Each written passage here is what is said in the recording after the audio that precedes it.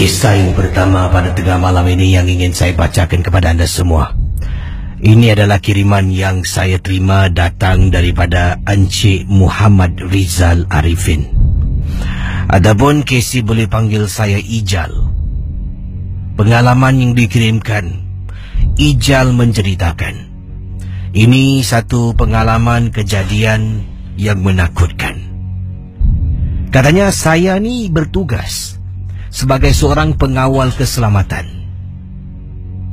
Ya, bertugas sebagai seorang pengawal keselamatan, tapi bukan dari Singapura. Ini adalah kiriman email yang saya terima dari Malaysia. Beliau menjaga sebuah kondominium yang agak lama yang terletak di Shah Alam, Malaysia.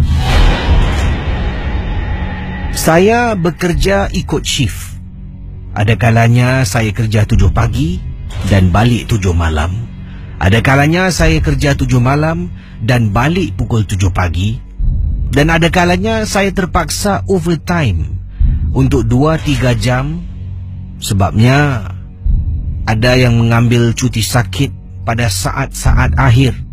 Sementara syarikat saya mengerahkan orang daripada tempat lain, saya kena jaga kisi. Kadang-kadang sampai 3-4 jam baru dapat orang untuk cover. Barulah saya boleh pulang. Ini sebuah kondominium. Dengar-dengar cerita kondominium yang saya jaga ni kisi, kata orang dah nak tutup. Yang dikatakan sini kondominium ni nak dirobohkan. Bila berita ni keluar, menjadi kecoh lah Casey. Penduduk-penduduk kita yang menjaga ni, penduduk seringkali bertanya soalan, pelbagai soalan, seolah-olah kita tahu akan semua jawapan kepada soalan-soalan yang ditanyakan. Bila nak tutup Bila nak tutup?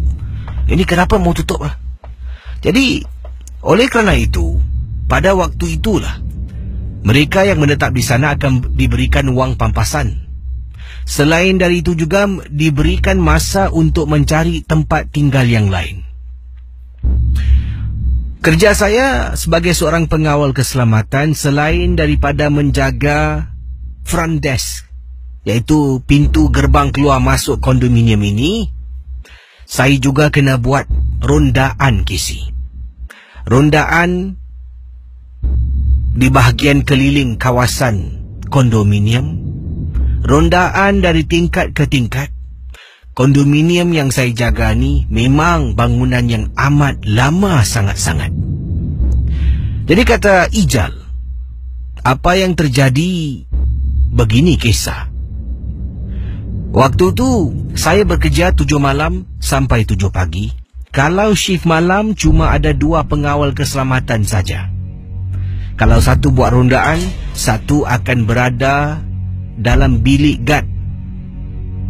Kalau kerja 7 pagi sampai 7 malam, mereka akan berikan 4 pengawal keselamatan. Sebabnya memang sibuk, kenderaan keluar masuk dan kena buat rondaan kerana lebih ramai orang, lebih sibuk, lebih ramai tenaga kerja yang diperlukan, kata Ijal. Casey, waktu itu sekitar jam 11 lebih malam. Kondominium ni dah banyak unit-unit rumah yang kosong. Tidak ada penghuni lagi. Dah tak ada. Tapi tetap kita kena naik atas. Satu persatu kita turun dan periksa. Pendengar Misteri jam 12. Katanya Ijal, waktu tu giliran saya jam 11 lebih, saya pun mengambil walkie-talkie, sangkutkan dekat tepi tali pinggang saya sebelah kiri. Saya bawa handphone saya bawa lampu suluh, dan saya berangkat. Katanya Ijal membuat rondaan. Mula-mula buat bahagian bawah kondominium, kemudian kena naik atas, dari atas sampai ke bawah. Tak boleh turun lift, kena turun tangga Casey. Bangunan kondominium ni cuma ada 2 unit saja.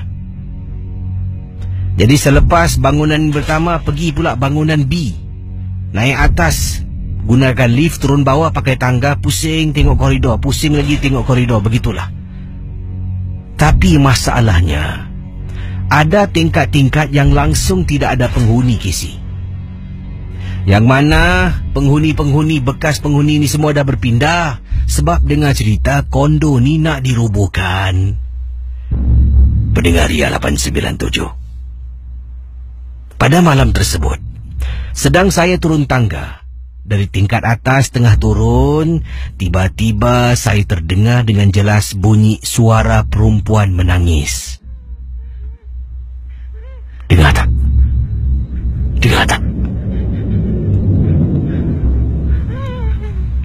Jadi bila saya dengar, ini ada orang menangis ni. Saya pun tolak pintu.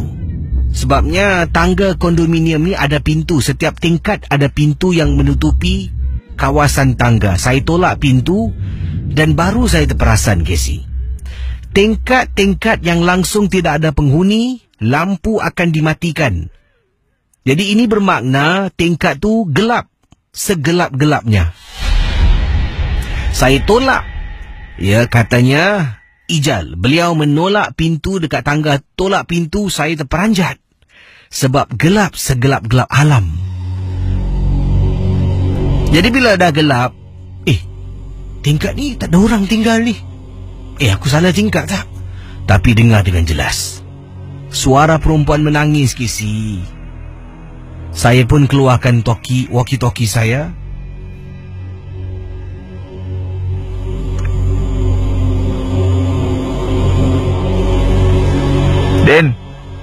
Den, hello, Den. Ijal tu Den. Ada apa? Aku dekat tingkat 10 ni. Ada apa? Asal? Tak ada. Tingkat 10 ni ada orang tinggal tak? Pendengar Ria 897, kata Ijal. Sahabat kerja saya kata tunggu sekejap. Kau tunggu sekejap, aku cek dulu. Dia pun keluarkanlah satu log file. Dia periksa. Pendengar misteri jam 12. Sedang Ijal kata sedang beliau tunggu kawannya Din sedang periksa log file, tengok tingkat mana yang ada orang tinggal, tingkat mana yang kosong. Saya perasan tengah pegang pintu ni, kawasan tingkat atas 10 tu semuanya gelap. Tiba-tiba depan saya, Casey, nampak ada orang jalan. Seorang perempuan, rambut panjang mengurai, jalan tunduk. Sambil dia jalan depan saya, sambil itu saya terdengar suaranya dalam keadaan menangis, Casey. Bayangkan.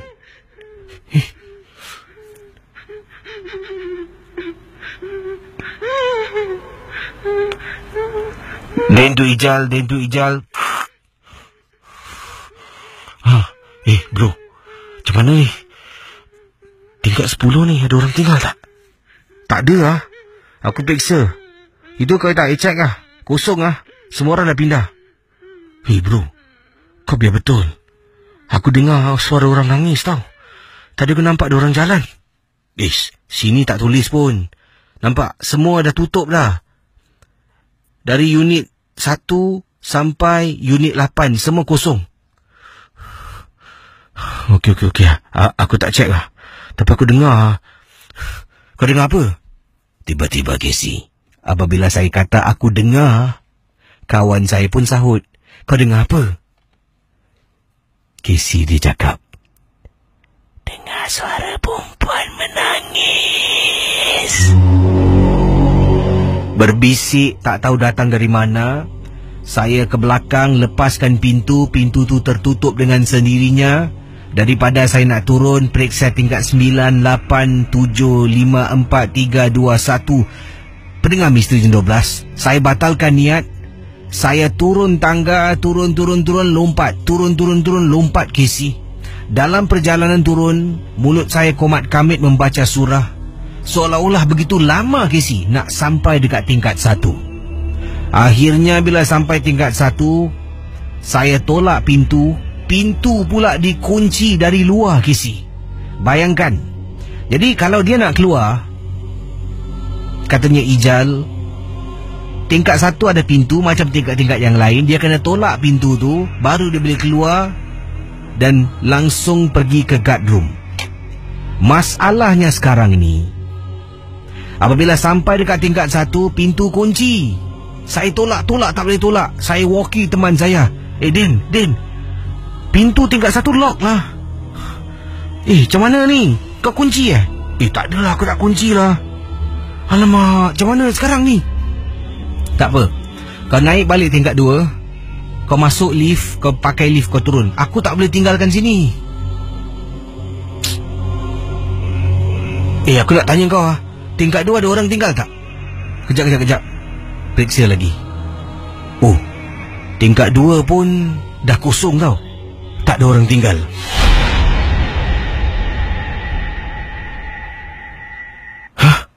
Kau tak boleh datang sekejap ke? Tak boleh lah, dangerous lah. Tak apa, kau pergilah naik tingkat 2. Kau tekan lift, kau turun bawah. Cepat apa-apa kau walkie aku. Ijal tidak ada pilihan. Saya, kata Ijal, terpaksa naik balik tangga Casey perlahan-lahan. Tingkat 1 naik tangga baru 1,5. Ada satu lagi tangga sebelum nampak pintu. Naik 1 lagi tangga. Tangan saya pegang pintu, dah meremang Casey. Saya tolak pintu, pintu terbuka. Tingkat 2 gelap. Gelap, sungguh gelap. Baru saya nak langkah kaki kanan masuk ke dalam kawasan lobi lift, suara menangis tu Casey datang balik. Astaghfirullahalazim. Sudahlah, aku ni kerja nak cari rezeki halal. Pergilah kau. Sudah, cukup. Sambil Ijal berjalan menuju ke arah lobi lift tingkat 2, Ijal bercakap, marah, kemudian baca surah, kemudian marah, kemudian baca surah. Suara tangisan tu, kata Ijal, semakin lama semakin jauh, semakin jauh, semakin jauh Casey. Seolah-olah suara tu faham yang saya marah, faham yang saya berani, faham yang saya dah tak kuasa lagi Casey. Makin saya cakap, suara yang jelas makin jauh, makin jauh, makin jauh. Hai, lega sangat. Jari telunjuk tekan butang. Lift dari tingkat 1 nak naik atas dalam hanya beberapa saat. Tiba-tiba saya rasa dekat belakang saya Casey, ada orang sedang berdiri Casey.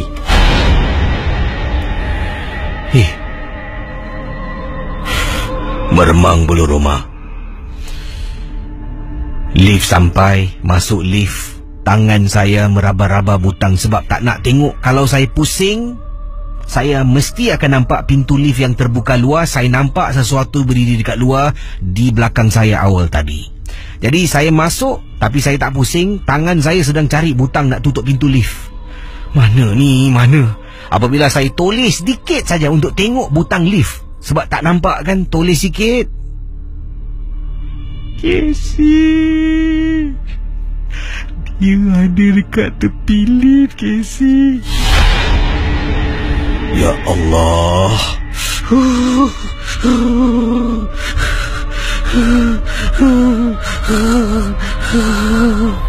Going down. Doors are closing. Pintu lift tutup. Turun ke bawah. Pintu lift buka. Saya lari macam lipas kodong pergi ke guard room. Dan aku tak kira. Malam ni aku dah tak nak buat lagi lah rundaan. Kau buat seorang. Kau buatlah. Aku duduk sini. Malam tu saya tak buat. Macam mana punya paksa, saya takkan buat rundaan pada malam tu. Terpaksa teman saya buat, tapi dia pun pandai. Dia cuma buat yang bawah aja. Yang atas, bila saya tanya, kata dia, lupakan sajalah. Itu adalah kisah yang pertama daripada Muhammad Rizal yang berkongsi kisah dan nama yang digunakan Casey boleh panggil saya Ijal. Okey, baik. Terima kasih pada Ijal dengan kiriman kisah pengawal keselamatan.